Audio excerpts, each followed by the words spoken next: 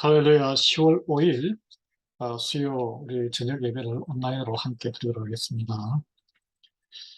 먼저 찬송 380장 찬송, 옛날 통일 찬송 424장입니다. 나의 생명 되신 주 찬송으로 예배를 시작하도록 하겠습니다.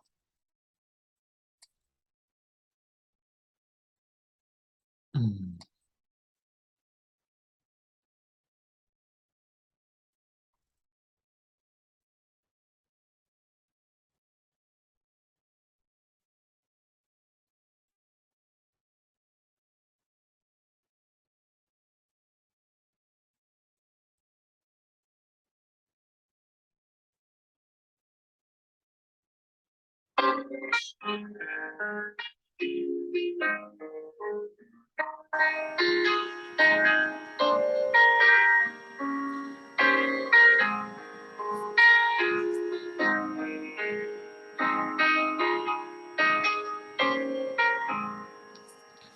나의 생명 되신 주 주님 앞에 나아갑니다. 주의 흘린 보혈로 정케하사 받아주소서. 날마다 주를 찬송하겠네. 주의 사랑 줄로서 나를 굳게 잡아매소서.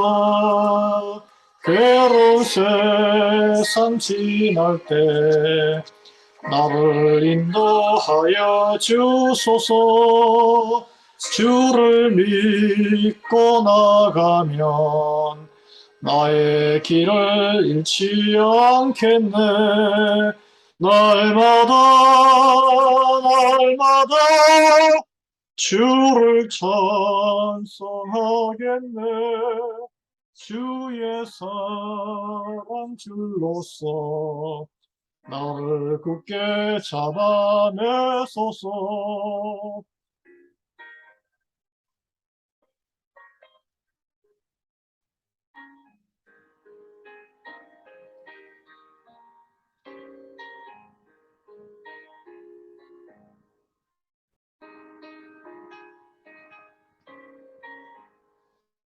세상 살아갈 때에 주를 더욱 사랑합니다. 밝고 빛난 천국에 나의 영혼 들어가겠네. 날마다 주를 찬송하겠네. 주의 사랑 줄로서 나를 굳게 잡아내소서. 아멘.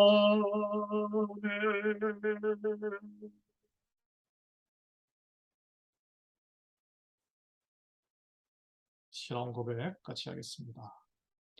전나가사 천지를 만드신 하나님 아버지를 내가 믿사오며 그 외아들 우리 주 예수 그리스도를 믿사오니 이는 성령으로 잉태하사 동정녀 마리아에게 나시고 본디오 빌라도에게 고난을 받으사 십자가에 못 박혀 죽으시고 장사한 지 사흘 만에 죽은 자 가운데서 다시 살아나시며 하늘에 오르사 전능하신 하나님 우편에 앉아 계시다가 저리로서 산자와 죽은 자를 심판하러 오시리라. 성령을 믿사오며 거룩한 공예와 성도가 서로 교통하는 것과 죄를 사하여 주시는 것과 몸이 다시 사는 것과 영원히 사는 것을 믿사옵나이다. 아멘. 기도하겠습니다. 사랑의 하나님 아버지, 감사합니다. 수요일 날 이 시간을 거룩하게 구별하여 예배자로 불러주심을 감사드립니다. 저희가 믿음이 연약한 자들에게는 하나님을 바라보며 의지하고 교제하는 친밀한 교제로 불러주시고 믿음을 허락해 주시옵소서. 우리가 말씀을 보고 듣고 말씀을 깨달아 말씀이 나의 삶을 해석할 수 있는 하나님의 은총이 필요합니다. 주여 우리 어 사랑의 성령님의 하나님의 그 주의 사랑에 매는 줄로 저희 모든 리하이벨리 한인교회를 통해서 하나님의 자녀가 된 모든 백성들을 다시 이렇게 세워주시고 연결시켜 주시고 어, 하나님 앞에 그리스도의 몸된 교회를 이루게 해주심을 감사드립니다. 아직 흩어져 있는 하나님의 자녀들이 많습니다. 그들의 믿음을 이렇게 세워주시기를 간구드리옵나이다. 또 처소에서 이렇게 환절기에 연로하셔서 나이가 많이 들고 해서 육신에 또 장막이 허물어져서 고통 가운데 있는 우리 형제 자매들 하나님의 백성들이 있습니다. 한 사람 한 사람 한 분 한 분 찾아가서 성령님 위로해 주시고 무엇보다 하나님 예수 그리스도로 말미암아 구원의 부활의 소망이 믿음의 확신이 구원의 확신이 그들 마음에 들 수 있도록 은혜를 베풀어 주시옵소서. 아직 예수 그리스도를 구주로 마음으로 믿어 입으로 시인하지 못하며 신앙 고백이 없이 아직 하나님의 구원에 이르지 못한 우리 또 가족들에게도 하나님 긍휼히 여겨 주시옵시고 믿음을 허락해 주시옵소서. 그리고 이미 신앙생활을 하고 있는 우리 많은 형제자매들 그리스도의 몸된 교회를 통해서 하나님의 말씀을 더욱 말씀으로 경성하고 경건 훈련을 통해서 삶에서 하나님의 풍성한 축복으로 열매를 성령의 열매를 주렁주렁 맺는 축복받은 인생 되게 하나님 말씀을 사모하는 마음을 심어 주시옵소서. 주여 무엇보다 우리 또 자녀들 우리 손자녀들을 위해서 기도합니다.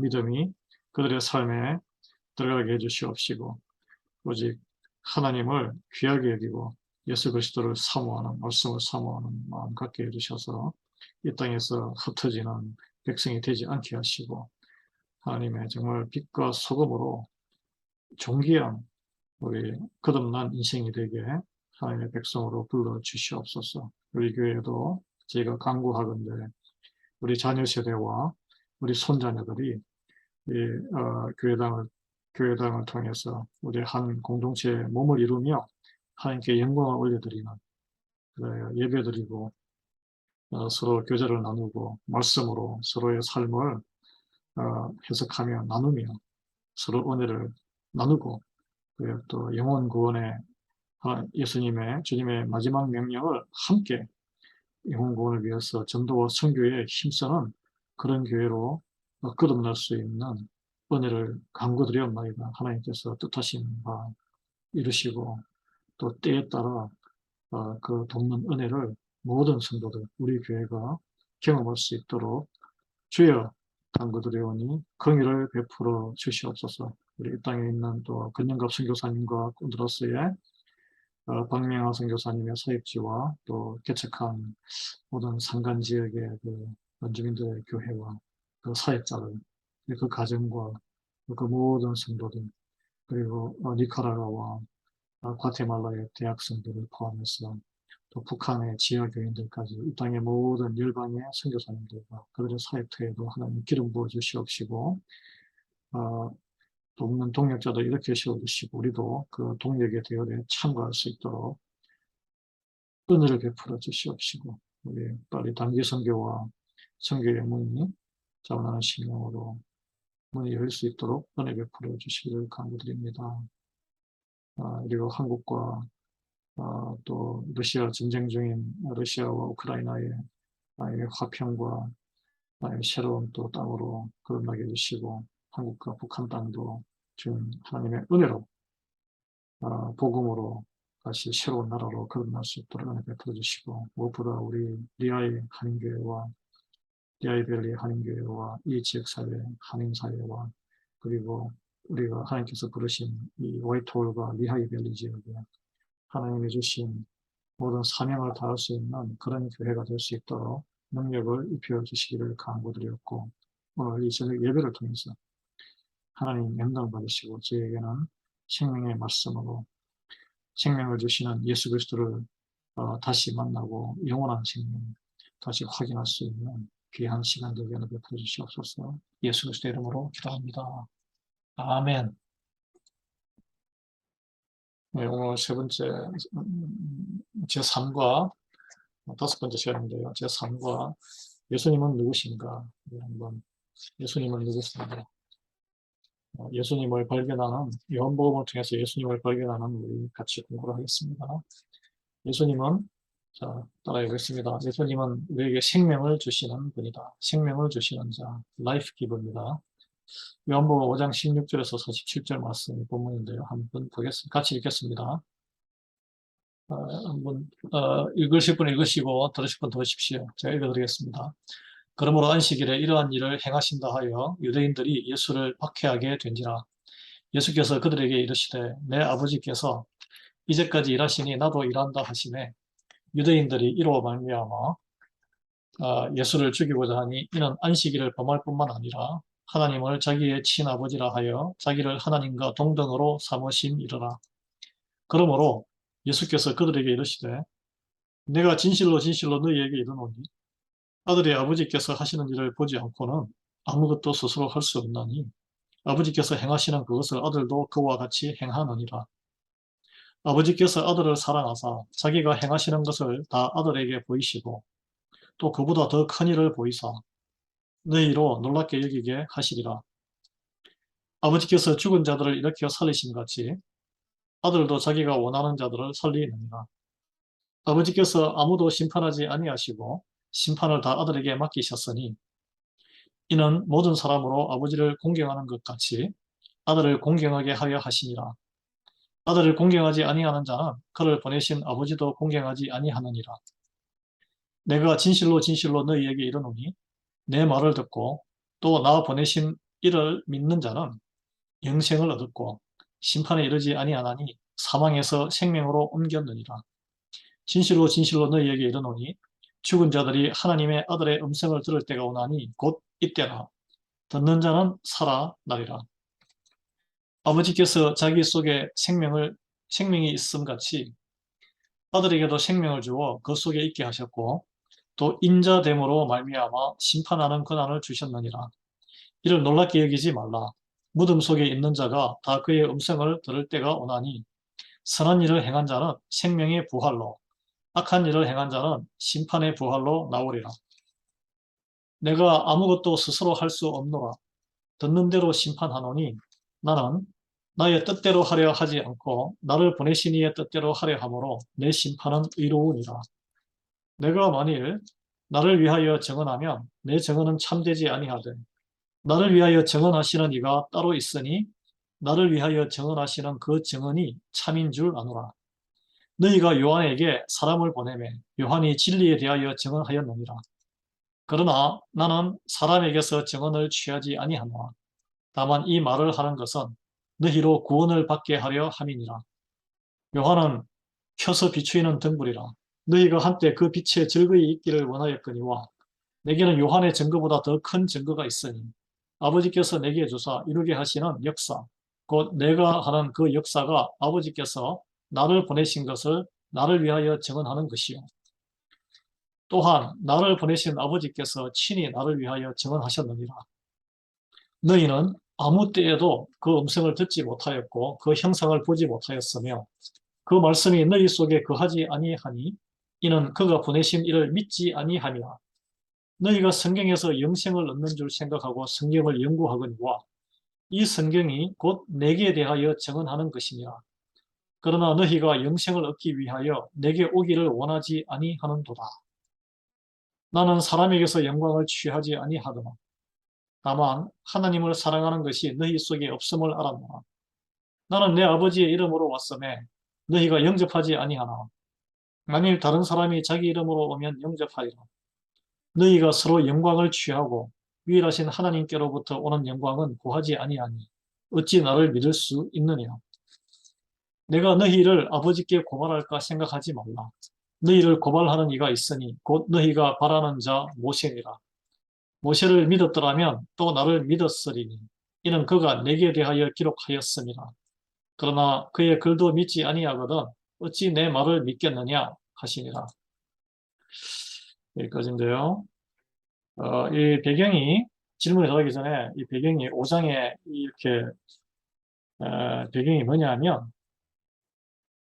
이제 예루살렘에 이제 올라가셨는데, 유대인의 명절, 그 유월절이라 그러죠. 그, 유월절의 유대인의 명절은 그 이집트에서 노예 생활을 하다가 마지막 열 번째 재앙에 모든 처음 난 장자, 이 짐승이든 사람이든 처음 난 것이 자녀가 다 죽잖아요. 근데 이제 문설주에 어린 양의 피를 바른 그 유대인들과 또 그것을 믿은 사람들에게는 그 심판이 면제받습니다. 그래서 유월, 이게 심판을 면제받고 뛰어넘었다고 하는 절기라고 해서 6월절인데 하나님의 은혜를 기리는 가장 큰 예루살렘에 다 모여서 속죄 제사를 지내고 잔치를 하는 그런 날입니다.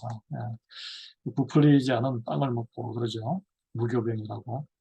그날에 명절에 이제 주일날 그러니까 요즘은 주일이죠. 그때는 사바스 해가지고 이제 안식일 토요일날 어, 그 병자를 여기에 베데스다라는 그 예루살렘 안에 그 우물에서 어, 예, 안전뱅이 병자를 38년 동안 이 치유받지 못한 병자를 예수님께서 말씀으로 이렇게 치유해서 일어나서 걸어가는데 그 깔고 있던 자리를 들고 가라라고 이렇게 시켜서 들고 갑니다. 근데 이게 굉장히 그 율법이 모세의 율법이 안식일에는 아무것도 노동을 해서는 안 된다는 율법이 있어서 그 돗자리를 들고 가는 것 자체가 그 당시에 신실했던 유대인들, 바리새인들에게는 그 율법을 하나님의 말씀에서 비롯된 그 시행 규칙들 같은 거죠. 율법을 어겼다 해가지고 부정하다 이렇게 해서 예수님을 공격했습니다. 예수님을 공격했어요.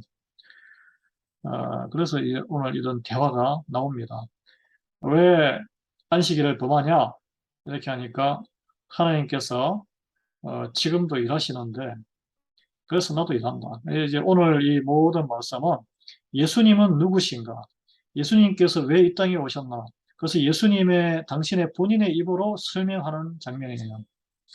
이제 이 이해를 못하는 유대인들 그냥 하나님 말씀에 모세가 일러준 하도 이 악하기 때문에 이런 규칙을 지키고 그나마 너희들을 보호해라. 세상으로부터 보호해라. 이렇게 이제 준 그 율법 규칙 가지고 이렇게 막 정죄를 하니까 예수님께서 진정한 하나님의 뜻이 무엇이냐? 하나님 아버지의 뜻대로 나는 행한다는 것을 나는 하나님 아버지의 아들이다. 하나님 아버지의 모든 그것이 아버지와 아들과의 관계다라는 것을 본인을 계시합니다. 본인이 하나님이시라는 것을 계시하는데 드러냈는데 질문 한번 보겠습니다. 유대인들은 예수님께 어떻게 했습니까? 그 이유는 무엇이었습니까? 제가 저번 전에 설명드렸죠. 찾아보시면 이게 이제 5장의 1절에서 5절까지를 읽어보셔야 따로 읽어보셔야 그 안에 답이 있습니다. 유대인들은 내가 뭐 신성모독을 아버지 하나님을 아버지라 그러고 아버지와 아들은 거의 뭐 같은 상속자고 동등한 같은 반열이잖아요. 왕과 아들이 왕자면은 곧 왕이 되는 거잖아요. 그래서 이게 신성모독이다. 어떻게 하나님을 이름도 못 부르는데 유대인들은 그래서 뭐 여호와라는 이름을 안 부르고 아도나이 뭐 주님 이런 식으로 불렀는데 어, 아버지라 그러고 하니까 father라 그러니까 이게 굉장히 신성모독이고 그리고 또 안식일에도 이렇게 막 치료 행위를 하고 그리고 또 치료받은 사람에게 일을 해도 괜찮다고 막 마음대로 허가하고 이게 막 이렇게 하니까 이게 굉장히 반발하고 죽이고자 했다. 이로 말미암아 예수를 죽이고자 했다. 이 죽어마땅한 율법을 어겼기 때문에 죽어마땅한 신성모독이다라고 이렇게 나옵니다. 안식일을 범할 뿐만 아니라 16절에 18절에 보면 하나님을 자기의 친아버지라 하여 자기를 하나님과 동등으로 삼으신다. 이게 신성모독이라고 이렇게 제목을 딱 붙인 거죠. 예. 그 예수님의 답변은 안식일에 병 고치는 문제와 어떤 관련이 있습니까? 17절에 내 아버지께서 이제까지 일하시니 나도 일한다. 이렇게 안식일에는 일을 하지 마라 그랬는데 하나님께서 일을 하신다는 거예요. 예. 그리고 제가 설명했죠. 오늘 이야기의 배경을 설명했습니다. 어, 유대인 지도자들은 아주 이 38년간 병을 낫지 못하는 사람을 병을 낫게 해주는 것이 사실 한 생명을 절망과 좌절과 소망이 없는 생명을 다시 회복시키고 살리고 치유한 것이 더 중요하잖아요. 이게 하나님께서 원하는 그런 일입니다. 생명을 주시고 그리고 절망에서 이렇게 세워주시고 소망을 주시는 것인데 유대 지도자들은 이 과정이 그래서 뭐 토요일 날 안식일에 이런 일을 해도 되느냐 안 되느냐 율법으로 율법에 뭐 이게 맞는 것이냐 없는 것이냐 이 본질을 벗어난 것에 더 치중을 하면서 문제의 본질을 관역을 엉뚱한 대로 지금 쏘고 있어요. 유대인의 율법에는 의도적으로 안식일의 공공장소로부터 집으로 무슨 짐을 옮기면은 돌에 맞아 죽어야 한다. 뭐 이런 그런 규정도 있었다 그래요. 율법에 지나친 집착, 뭐 머리를 빗으면 안 되고 뭐 이런 것도 있고 하여튼 뭐 그런 그 규칙과 이런 데 시행 규칙에 너무나 그래서 이 하나님 아버지의 그런 본 마음, 긍휼히 여기시는 마음, 불쌍히 여기고 생명을 살리는 어, 그런 마음을 그들은 이해를 못했습니다. 네. 예수님의 관점은 무엇일까요? 하나님께서는 원래 유기를 창조하시고 그 다음에 제7일을 쉬셨죠. 안식하셨잖아, 안식일. 그래서 안식일에는 하나님께서 아무것도 안 하셨나? 아무것도 하나님이 안 하시면 이 우주가 만물의 생명을 가지고 우리가 질서정연하게 돌아갈 수 없습니다. 하나님이 쉼없이 돌보고 계시기 때문에 이 우주 공중에 지구와 달과 그리고 안드로메다 성운을 비롯해서 이게 질서정연하게 안 부서지고 돌아가는 거예요. 그리고 이게 지구의 이 대기층의 공기도 이렇게 붙어 있는 거예요. 하나님이 손 떼버리면 다 파괴되고 망가집니다. 그래서 어, 안식일에는 창조 사역을 안 하셨을 뿐이지 심판하시고 자비와 연민을 베푸시는 더 고귀한 사역을 계속하시고 쉼없이 일하시고 계시는 분이 하나님이십니다. 지금도 눈동자처럼 돌본다는 이야기, 우리가 눈을 쉬지 않고 보고 이렇게 세상을 보듯이 하나님께서 우리를 돌보시고 계신다는 거예요. 이 피조 세계를 돌보시고 계신다는 거예요. 그리고 죄인들에게는 심판을 그리고 뉘우치고 죄를 회개하는 에게는 구원의 손길을 예수 그리스도를 영접해서 예수 그리스도를 영접하고 예수님을 주님으로 받아들인다는 것은 내 죄를 보고 내가 죄인임을 안다는 것이에요. 시인한다는 것이에요. 내 죄 문제를 드러내지 않고 내가 죄인이라는 것을 깨닫지 않고 예수님을 영접하고 하나님의 자녀가 되는 길은 없습니다. 없어요. 그럼 예수님이 십자가에서 왜 돌아가셨겠어요? 내 죄 때문에 내 죄값을 갚기 위해서 핏값을 치르신 거죠. 그럼 내 죄를 인정하지 않고 내가 죄인이라는 것을 모르는데 예수님이 빚 갚을 데가 없네? 말이 안 되는 거죠. 예수님께서는 사역 기간 중에 단 하루에도 쉬지 않으시고 자비와 연민을 베푸셨습니다. 여러분, 사랑하고 귀하게 여기면 무슨 일이 있어도 달려가고 쉬지 않습니다. 자식에게 무슨 일이 생기면, 여러분 자녀에게 무슨 일이 생기면 지금 아무리 바쁜 일이 있어도 좀 기다려 하시겠어요? 바로 달려가죠. 스탑하고 달려갑니다. 그래서 제가 하나님의 참 특별한 은혜로 부족한 제가 여기 담임 목회로 섬기고 있는데 제가 예를 들어서 휴가 중인데 휴가를 써서 여기에 아웃 오브 타운 했으면 어쩔 수 없지만 여기에 있는데 어떤 긴급하게 신방을 가야 될 일이 있다. 누가 병원에 들어가셨다 그러면 제가 휴가라고 안 가겠어요? 달려갑니다. 목숨이 경각에 달려서 구원의 확신에 기도를 해드리고 인종 예배를 드려야 되는데 그분이 이머전시 가가지고 밤 12시가 넘어서 새벽 1시다. 그러면 제가 전화 오면 안 가겠어요? 바로 달려가요. 하나님의 마음이고 하나님의 하시는 우리를 향한 사랑이고 예수님께서도 그렇게 하셨기 때문에 저는 그 길을 걸어가기로 부르심에 응답했기 때문에 달려갑니다. 여러분 그 적용이 바로 여러분이 사랑하시는 아들과 딸 무슨 일이 생기면 만사를 제끼고 달려가지 않습니까? 비행기 타고 갑니다. 네.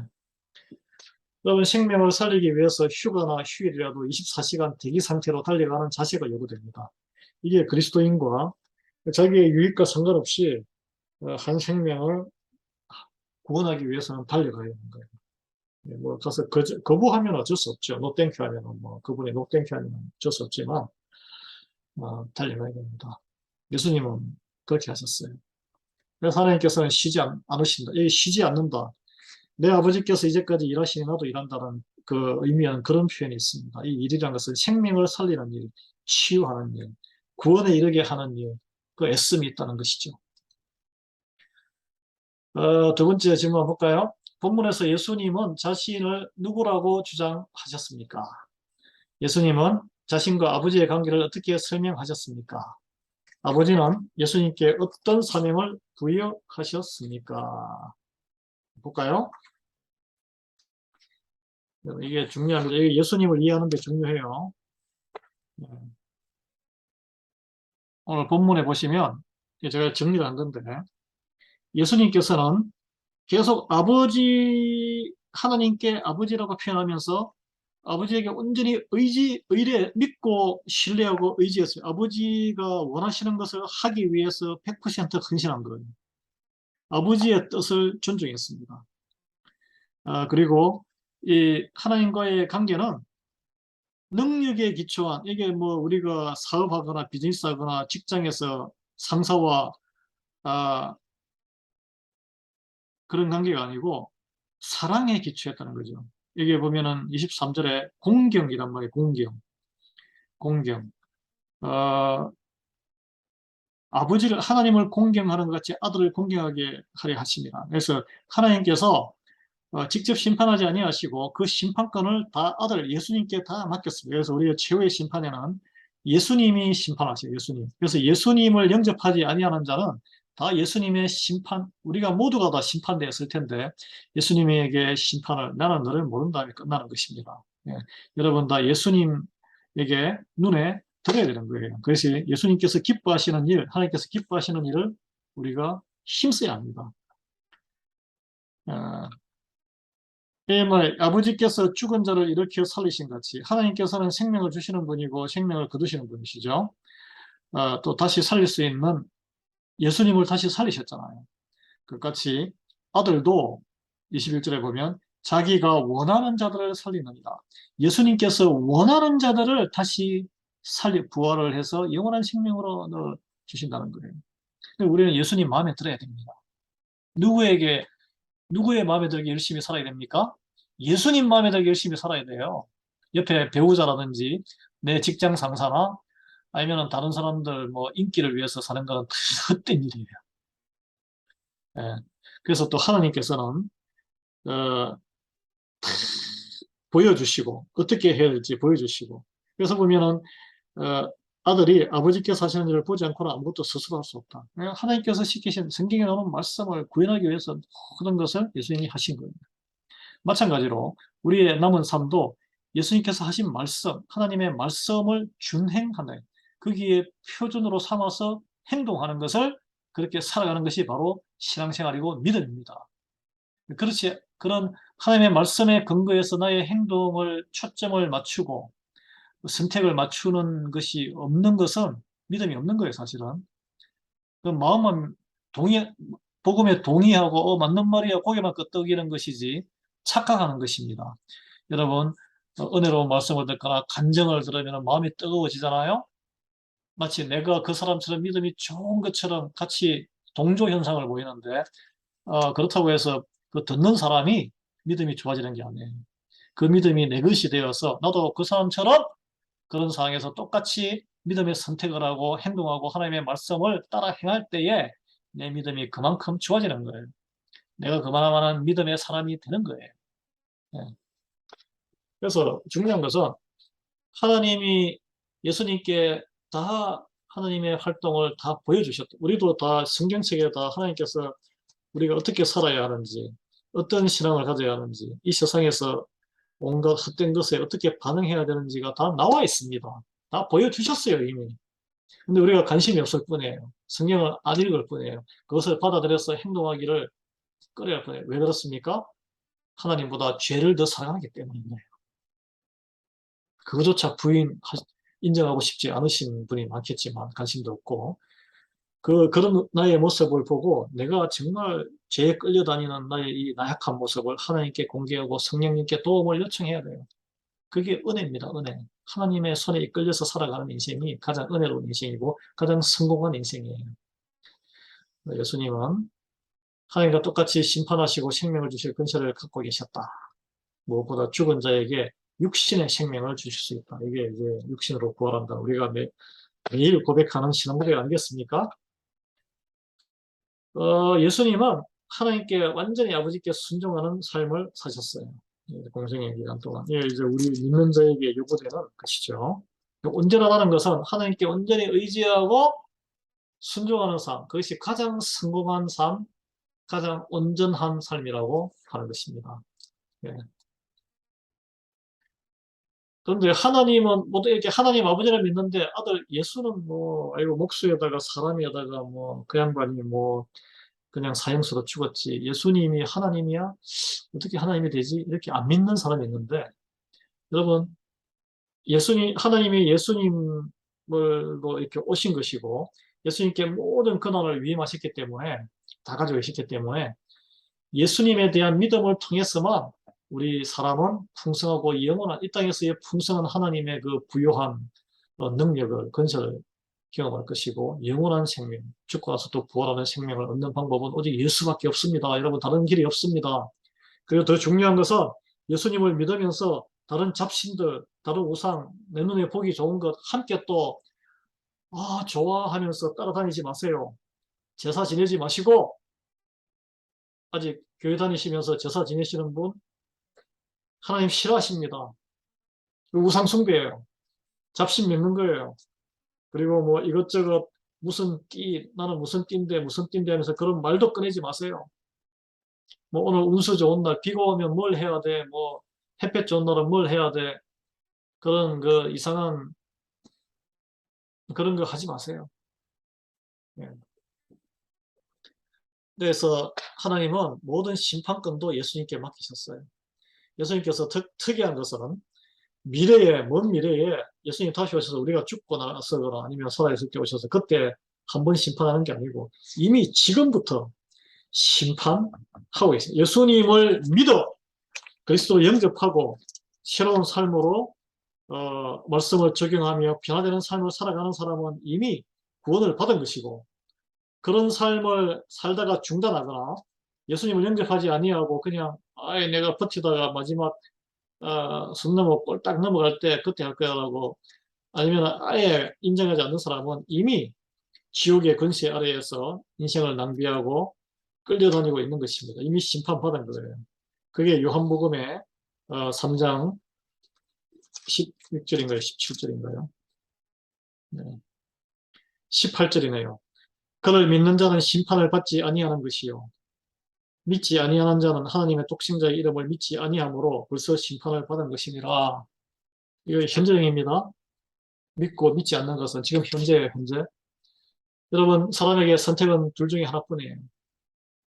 돈이 많느냐, 적으냐, 뭐 아름다운 여인이 또는 뭐 멋있는 남편이 배우자가 있느냐, 이게 아니고 그런 건 다 흘러가는 것이고 예수님을 영접하든지 거부하든지 주님을 영접하든지 거부하든지 그 인생밖에 없습니다. 그것이 영원한 시간과 연결되어 있기 때문에 그래요.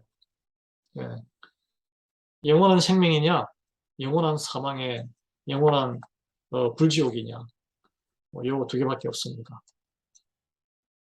세 번째 질문, 예수님 안에 있는 생명과 그분에 대한 믿음은 어떤 상관관계가 있습니까? 예수님이 말씀하신 생명과 사망은 어떤 것입니까? 누가 심판을 받습니까? 그 근거는 무엇입니까? 이제 한번 보는데, 아, 여러분, 우리가 다 이 땅에서 살아서 육신에 숨을 쉬고 있으면 살아있는 거지만 사실 죽어 있는 상태가 많습니다. 예수님의 영, 거듭나지 않고 성령님과 연결되지 않는 사람은 다 죽은 거예요. 예수님께 믿음으로 반응하기 전까지는 죽은 상태입니다. 죽은 상태예요. 영적으로 죽은 상태라고 할 수 있겠죠. 하나님의 길, 관심이 없는 사람들. 하나님의 길이 아닌 왜 관심이 없습니까? 내가 주인이, 내가 왕이고, 내가 원하는 것을 내 마음대로 선택하고 싶기 때문에 그래요. 내가 하나님이 되고 싶기 때문에 그렇습니까? 그것을 불순종, 하나님께 불순종, 영적으로 죽은 상태라고 합니다. 그래서 이 인생에 일어나는 많은 일들이 영적인 죽음의 상태에서 그 허무와 그런 그 사탄이 일으키는 그런 불안감, 그리고 시기 질투, 많죠. 어, 그런 데서 자유함을 누리고 희락과 기쁨과 평강을 누리면서 살고 영원한 그런 생명을 주시고자 하나님께서 예수님을 우리에게 보내신 것입니다. 그래서 그 생명을 누리시기를 바라요. 예수님의 음성을 듣고 예수님을 보내신 하나님을 믿으면 영원한 생명을 얻고 기쁨과 희락과 평강을 얻을 것입니다. 오늘 뭐 이 방송을 예수님을 영접하지 아니한 분이 보기는 힘들겠지만 혹시라도 또 마음속에 믿음이 신앙이 흔들리시는 분이 있으시면 구원의 확신을 갖기를 바랍니다. 오직 길이 예수님을 믿는 것밖에 없어요. 그래서 여러분 말씀을 들을 때 반응이 있어요. 반응이. 네, 반응이 있어야 됩니다. 자기의 모습을 점검할 수 있어야 됩니다. 여러분 영생, 영원한 생명이 무엇일까요? 영원한 생명. 뭐 실감이 안 나십니까? 이제 뭐 곧 나의 엊그제에 김동길 교수님이 성도님이죠. 그분이 나이 30대 초반 뭐 이렇게 미국에서 여기 어디에 뭐 오하이오인가 여기서 칼리지 나왔다가 저기 보스턴에서 박사학위를 공부했는데 거기 가면 보스턴에 가면 60년, 70년 더 돼가는 한인교회가 보스턴 대학교 인근에 있습니다. 그분이 뭐 평생 독신으로 살았지만 박사학위 과정에 그 교회 몇 명 되지 않을 때 거의 준 개척 초기 멤버로 신실하게 거기서 신앙생활을 한 교회입니다. 지금은 그 교회가 거기 노회에서 가장 큰 교회예요. 한 500여 명 되는데 미국 사회를 짊어지고 있습니다. 여기가 보스턴이 굉장히 그 리버럴하고 영적으로 세속화된 도시잖아요. 아직도 빛과 소금의 역할로 아주 그 건강한 교회로 남아 있습니다. 그냥 100년을 못 살고 사람이 이 몸이 이제 흙으로 돌아갑니다. 근데 이제 그동안 죄를 많이 짓잖아요. 그죄 해결이 안 되는데 죽음, 건너가야 될 강인데 그 두려움이 있어요. 그 죽음에 대한 죄에 대한 두려움, 정죄감 이런 게 없이 영원한 생명을 누릴 수 있는 것이 바로 영생이라고 합니다. 우리 힘으로 안 되는 거죠. 끝이 없는 온전한 생명. 우리 이 땅에서 이런 제약과 질곡이 없는 온전한 기쁨, 그리고 하나님을 온전한 마음으로 경배드리고 순종할 수 있고 평강이 끝없이 계속되는 생명. 이게 신앙생활을 통해서 우리가 입문하고 그걸 배워가는 과정이죠. 교회에서는 그런 삶을 배워가는 과정입니다. 하나님 나라에서 살아가는 그 모습을 막대기로 배워가는 과정이죠.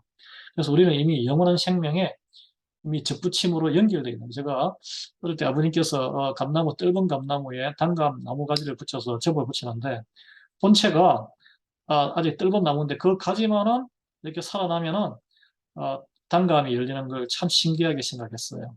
우리가 바로 그런 접붙임을, 우리 요한복음에도 그런 표현이 나오잖아요.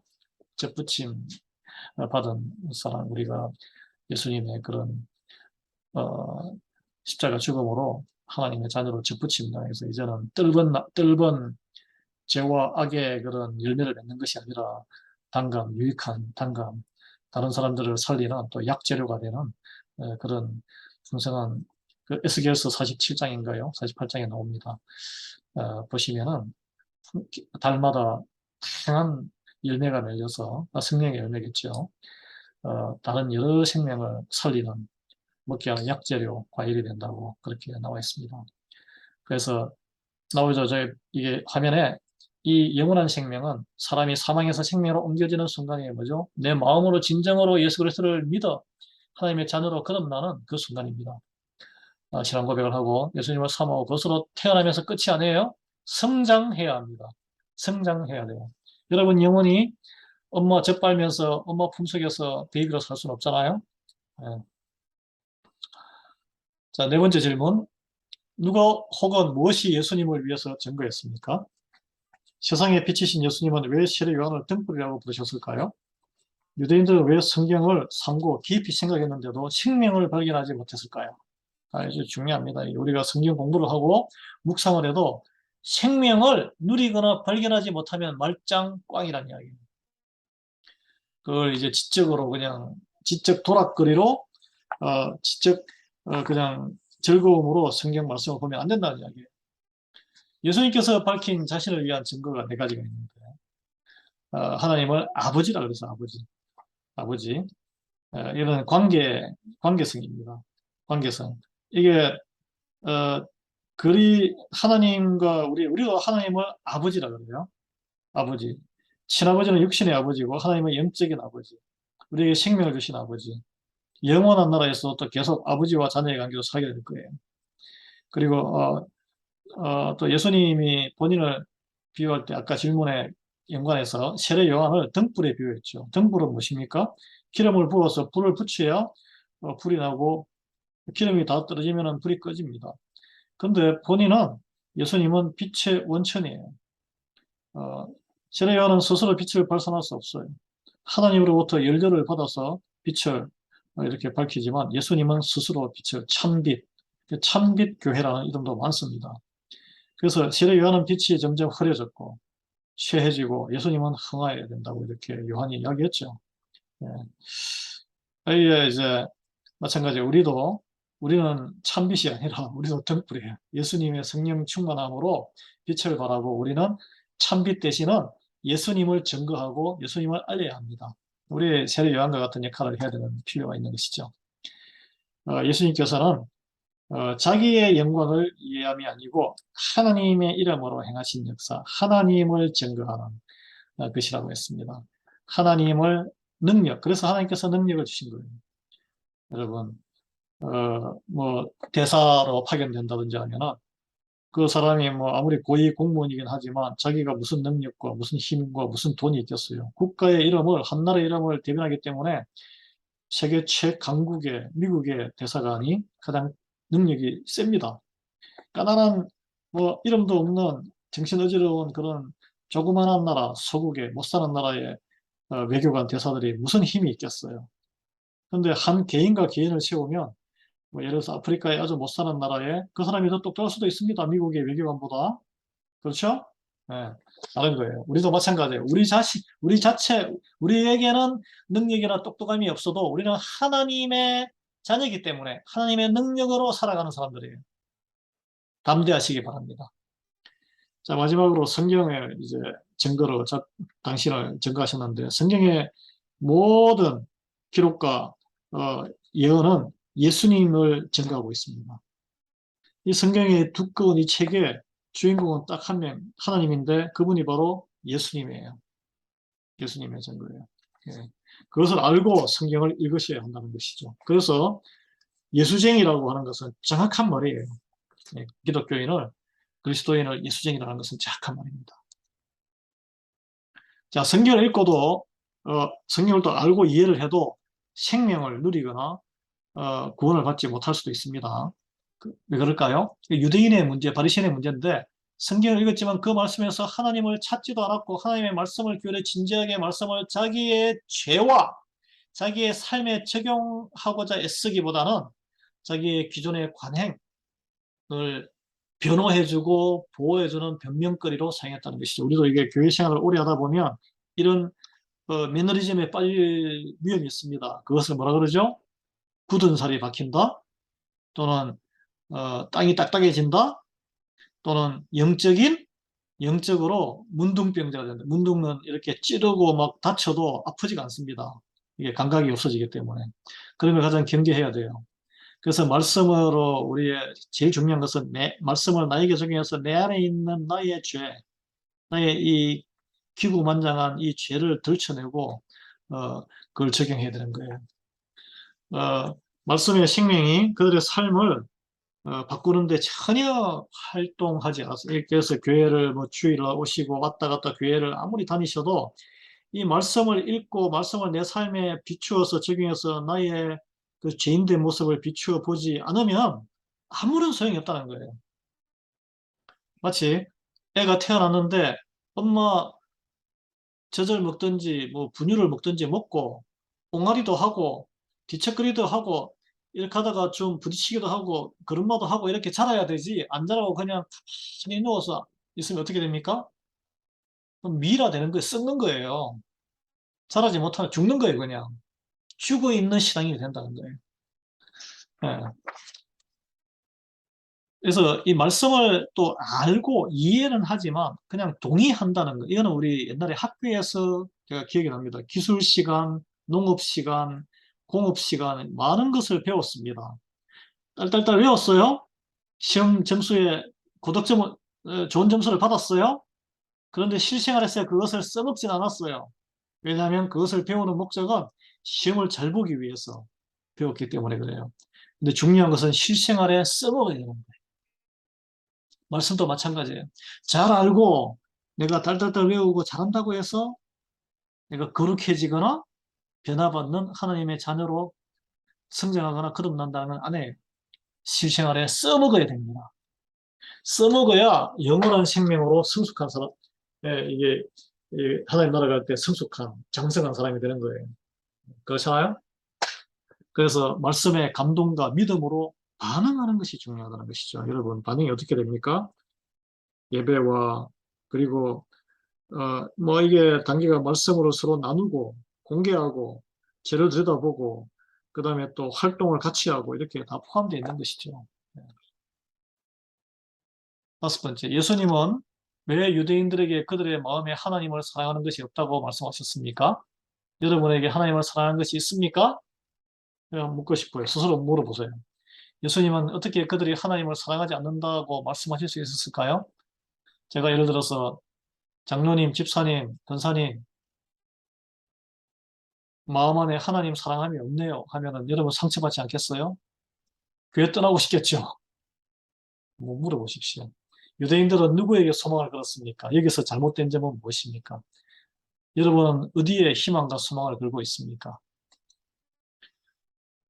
내 안에 예를 들어서 하나님의 사랑이 있다면, 하나님을 사랑한다면 진정으로 여러분, 어떻게 그게 드러나게 돼, 누군가를 사랑하면 어떻게 드러납니까? 계속 보고 싶잖아요. 뭔가를 또 같이 시간을 보내고 싶잖아요. 그 사람에 대해서 알고 싶어 하잖아요. 그 사람의 좋은 것도 주고 환심을 사고 싶어 하잖아요. 인정받고 싶잖아요. 그 사람에게. 예. 여러분, 사람들에게 인정받고 싶은 욕구로 하는 신앙이 있습니다. 이 종교 생활이에요. 내가 드러나고 싶고, 내가 인정받고 싶고. 근데 진정으로 사랑하면 어떻게 해요? 내가 희생하고 그 사람이 기뻐하는 모습을 보고 싶어요. 이 자녀를 사랑할 때 나타나는 모습 아니겠습니까? 그 유대인들이 소망을 둔 대상은 하나님이 아니고 모세와 그 율법을 지키는 데 있었어요. 우리에게 교회의 기존의 모습, 우리가 교회 하면 생각나는 게 뭡니까? 이 아름다운 교회 빌딩이 뭐 잘 유지를 해야 되겠지만 이보다 사실 본질이 있다네. 본질이. 본질. 그 본질을 유대 이 바리새인들은 본질을 놓쳤습니다. 그래서 모세의 그런 율법이 나쁘다는 게 아니고 그거 다 지키면 좋죠. 근데 그 안에 있는 본질, 사랑의 본질, 생명을 살리는 본질, 긍휼의 본질, 구제의 본질, 그리고 나의 죄를 들여다보고 겸손의 본질, 하나님 앞에 내가 죄인이고 하나님의 은혜만으로 살 수 있다. 내가 잘났다고 할 필요가 없다. 이런 그 하나님의 그 우리를 향한 긍휼의 본질을 놓쳐버렸다는 거예요. 그리고 우리는 다른 아무것도 우리를 구원할 수 없다는 사실을 받아들이게 됩니다. 그러니까 우리가 완전 쫄딱 망할 때까지는 진정 예수님을 영접할 수 없습니다. 왜냐하면 세상 다른 것을 구하거든요. 다른 데 의지하게 돼 있습니다. 그래서 하나님에게 더 다가오는 것이 안 되는 거예요. 여러분 뭐 잘못이라고 할 수도 없어요. 예, 세상에 의지할 것이 아직 남아있기 때문에 그게 한번 쫄딱 망해야 정말 힘든 그런 경험이 있으면은 하나님을 우리가 예수님 만나고 하나님 간절히 기도했던 데가 언제인지 한번 생각해 보십시오. 정말 힘든 경험을 할 때는 세상 의지할 곳이 하나도 없을 때는 정말 주님을 찾습니다. 아니면 아주 망가져버리죠. 둘 중에 하나예요. 하나님을 믿지 않거나 그런 사람은 아주 망가져버리죠. 그냥. 자살까지 하고 하는데 가출하거나 하나님의 좀 조금이라도 믿음 있는 사람은 그때 진실로 말씀을 찾고 하나님을 찾습니다. 그래서 어떻게 보면 세상적으로 몰락하는 것이 축복이에요. 그래서 고난이 축복이라고 해요. 그런 고난 두려우시죠? 그렇지만 여러분 하나님의 구원과 하나님의 축복을 더 사모하시기 바랍니다. 그것만 가지고 가서 나중에 평가가 될 거예요. 마지막으로 예수님께서 유대인들에게 자신에 관하여 증거하신 내용을 한두 문장을 요약해 보시고 예수님이 유대 지도자들과 논쟁한 목적이 무엇일까요? 예수님은 왜 이 참 기고만장한 바리새인들과 그렇게 논쟁까지 하시며 시간 낭비하셨을까요? 그들을 불쌍히 여기셨기 때문에 그렇습니다. 불쌍히 여기셨기 때문에 그들의 영혼도 참 불쌍한 죄인으로 깨달아서 구원받기를 원했기 때문이거든요. 여러분, 어, 우리가 다 하나님의 참 그리스도를 말미암은 은혜로 구원받은 이 교회의 한 몸을 이루는데 우리 안에서 뭐 누가 잘나고 뭐 못나고 할 것도 없습니다. 다 부족하고 죄인이에요. 서로 섬기면서 사랑을 나누면서 거룩을 힘쓰고 자기의 말씀을 보면서 내 죄를 들여다보는 훈련을 하시기를 말씀 적용을 해야 되는데 그런 적용을 할 수 있는 서로 나눌 수 있는 그런 모임을 하나님께서 마련해 주실 것을 저는 항상 기도하고 있습니다. 때가 되면 하나님이 문을 열어주시겠죠. 어, 두려워하지 마십시오. 같이 우리 주기도문으로 그리고 축도로 예배를 마치겠습니다. 하늘에 계신 우리 아버지여 이름이 거룩히 여김을 받으시오며 나라가 임하시오며 뜻이 하늘에서 이루어진 것 같이 땅에서도 이루어지이다. 오늘 우리에게 일용할 양식을 주시옵고 우리가 우리에게 죄 지은 자를 사하여 준 것 같이 우리 죄를 사하여 주시옵고 우리를 시험에 들게 하지 마시옵고 다만 악에서 구하시옵소서. 나라와 근세와 영광이 아버지께 영원히 있사옵나이다. 아멘. 축도하겠습니다. 지금은 우리 주 예수 그리스도의 은혜와 하나님 아버지 우리 하신 선하심과 성령님의 감동감화 교통 충만하심 우리에게 생명을 주시는 우리를 이 사망의 지옥에서 건져내시고 우리를 죄에서 다시 또 넘어지는 것을 막아주시고 손으로 일으켜 세워주시는 정말 물에 빠져 죄의 물에 빠져 숨지는 우리를 건져주시는 분 오직 예수 그리스도 십자가의 그 보혈의 능력과 부활의 사망의 근세를 깨는 부활의 그 능력에 하나님의 약속뿐임을 믿어 생명 주시는 예수님 그 모든 말씀 내 삶 속에 적용하여 매일 행실을 바꾸고 거룩에 힘쓰기로 결단하는 수요 예배에 참여한 모든 하나님의 귀한 백성들 위해 그들의 자녀와 손자녀들 위해 그리고 가정과 일터와 학업 위에 선교사님들과 이 모든 땅의 교회 위에 지금부터 영원토록 함께하기를 간절히 축원하나이다. 아멘.